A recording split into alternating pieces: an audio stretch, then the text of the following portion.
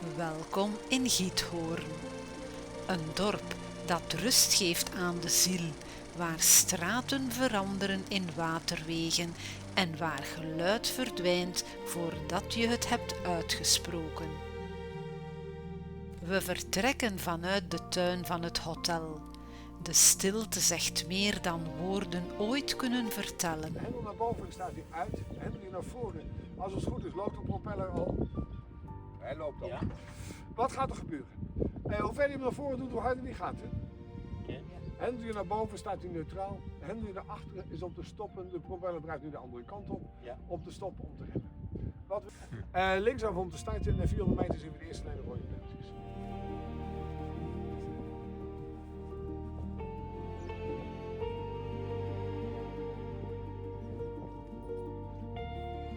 Onze tocht begint. Langzaam drijft de boot los van de steiger. Het lijkt alsof Giethoorn zacht fluistert. Kom, maar kom langzaam. De eerste klanken zijn geen motoren, geen verkeer, geen haast. Alleen water, wind en vogels. Sterren. Mooi. Fantastisch. Dat heb ik al gezien, hè, met de mannelijke sterren. De witte weigerallige sterren. Wie Giethoorn wil begrijpen, moet het water voelen, de koelte langs de handen, de geur van nat riet, het geluid van zachte golfjes tegen de boot.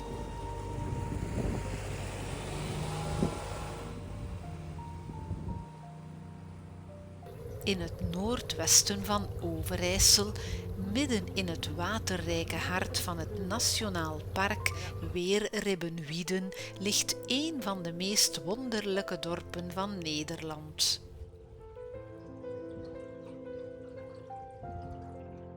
Eeuwen geleden lagen hier alleen moerassen. Routeplanner.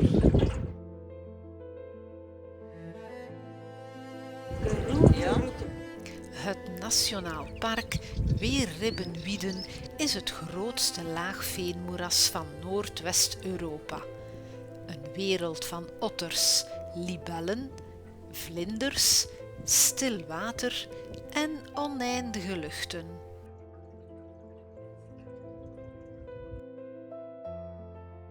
Hier lijkt de natuur zelf adem te halen, een landschap zonder paden, zonder huizen.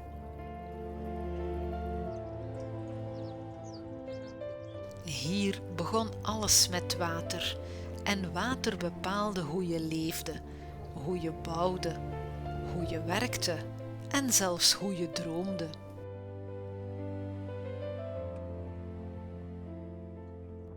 In zuurstofarm water vergingen planten langzaam. Zo vormden zich dikke lagen veen, turf.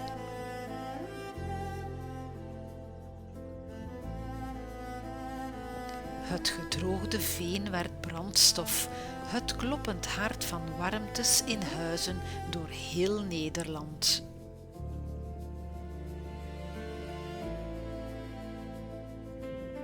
Maar alles heeft zijn einde.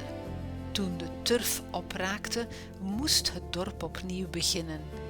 Wat ooit een brandstof was, werd water. Wat ooit grond was, werd een meer.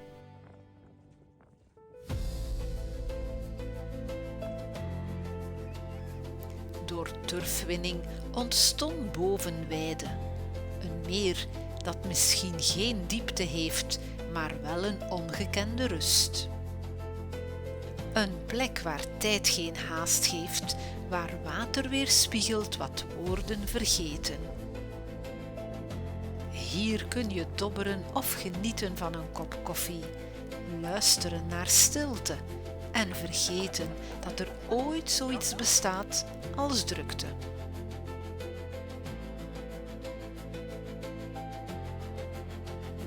Giethoorn luisterde naar het water, leerde leven met wat er kwam en aanvaarde wat verdween.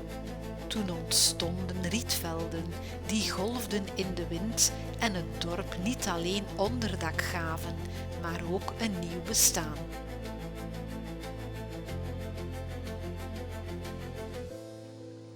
Riet dat tot vandaag het landschap bepaalt. Riet dat schuilt onder winterse vorst, dat 's avonds zacht ritselt in de wind, dat de huizen beschermt en de horizon siert.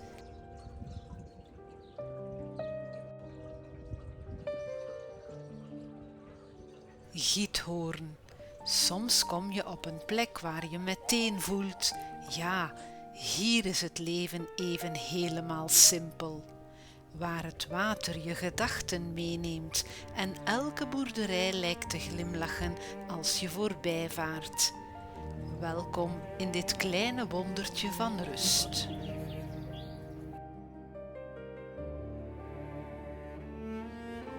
We dobberen langzaam de binnengrachten in.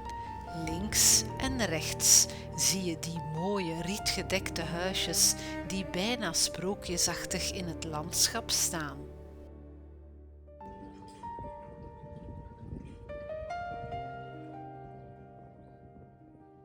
Het is alsof elk raam een verhaal bewaart, van vroeger, van nu, van mensen die hier al generaties wonen.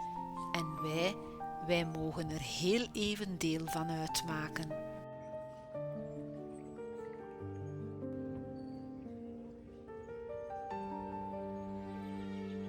Dan verschijnt de kerk, stil en waardig aan de waterkant, een ankerpunt tussen verleden en vandaag. Zelfs trouwen deed men hier per boot, zwevend over het zachte water, alsof de liefde zelf werd meegedragen door de grachten.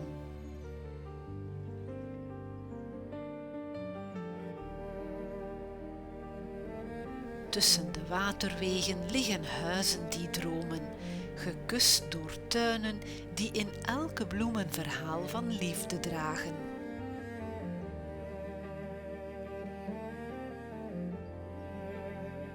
Het leuke is, iedereen die je tegenkomt glimlacht.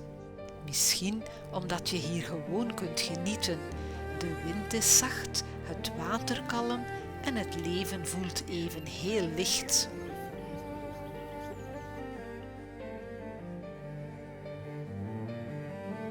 Giethoorn is verbonden door meer dan 100 houten bruggetjes. Bruggen die mensen bij elkaar brachten, lang voordat wegen dat deden. En onder elke brug glijdt water, dat verhalen meeneemt en nieuwe verhalen terugbrengt. De huizen met rieten daken staan als schilderijen langs de oevers. En elk dak vertelt hetzelfde. Hier leeft traditie. Hier bouwt men niet alleen met handen, maar met herinneringen.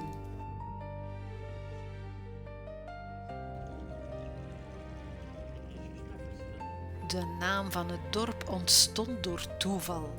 Reizigers en monniken vonden horens van wilde geiten en noemden het gebied Geitenhoren.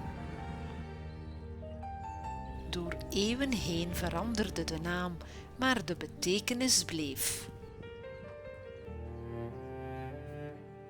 Tot vandaag vind je de geitenhorens terug in het dorpsembleem. Een herinnering die zegt, het verleden leeft hier nog steeds, ongezien, maar nooit verdwenen.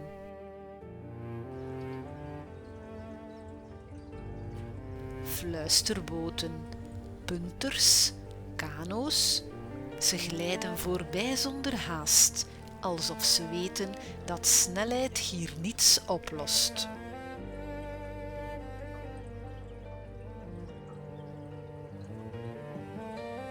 De bruggetjes buigen laag over onze weg, zoals kleine poorten naar een andere tijd. Ja, een beetje. Ja, zo is het ook. We bukken ons, een korte speelse buiging. Denk, een beetje bukken. Ja, en varen door een schaduw, alsof we even verdwijnen en met een nieuwe stilte terugkeren. Dat was de laatste. En dan zien we de rode pijl net iets te laat.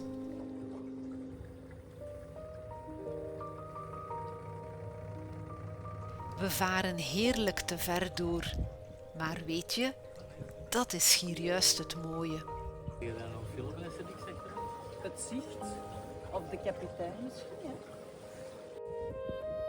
Verdwalen bestaat niet in Giethoorn. Je ontdekt gewoon een stukje extra.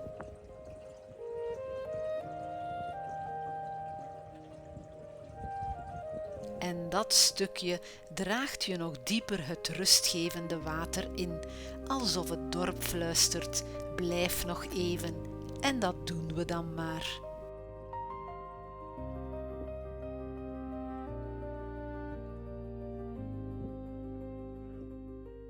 Giethoorn is anders. Het beweegt anders, ademt anders, voelt anders. Hier is water geen decor, maar de hoofdrol.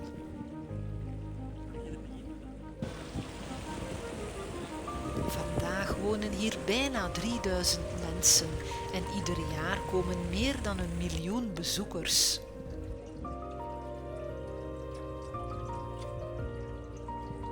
En toch blijft Giethoorn kwetsbaar.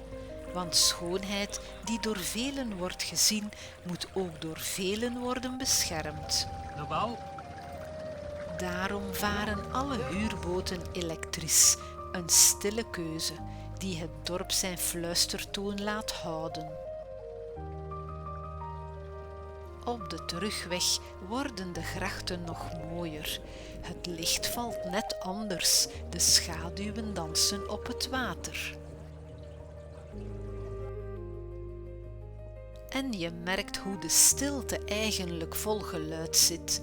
Zachte plonsjes, fluisterende bomen en dat kabbelende ritme dat je haast in slaap wiegt.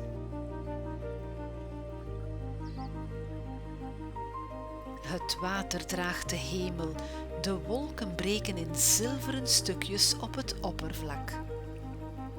En soms hoor je een vogel die klinkt alsof hij het licht zelf oproept.